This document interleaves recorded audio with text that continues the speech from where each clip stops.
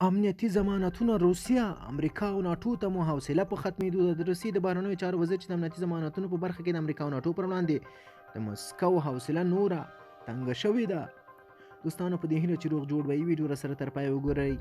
د روسیې د بهرنیو چارو وزیر وایي په امنیتي ضمانتونو په برخه کې د امریکا او ناټو په وړاندې د مسکو حوصله نوره په ختمېدو ده. سرګي لاوروف پرون د بهرنۍ پالیسۍ په اړه کلنۍ خبري کنفرانس کې وویل چې مسکو د امنیتي ضمانتونو لپاره د غوښتلو په برخه کې له لویدیځ څخه د یوې اونۍ په ترڅ کې لیکلی ځواب غواړي، په داسې حال کې چې د روسیې او اوکراین په سرحد کې لسګونه زره سرتیري ځای پر ځای کړي دي.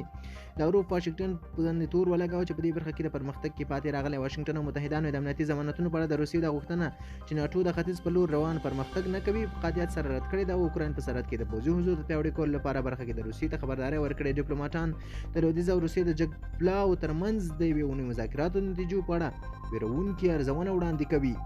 په دې مذاکراتو کې چې روسیې له امریکا، ناټو او اروپا د امنیت د همکارۍ له سازمان سره په جلا غونډو کې ترسره کړي د لویدیځ د اندېښنو په اړه بحث وشو چې د اوکراین د پوله په اوږدو کې د روسیې د پوځ حضور د پیاوړتیا لیکه رامنځته شوی دی.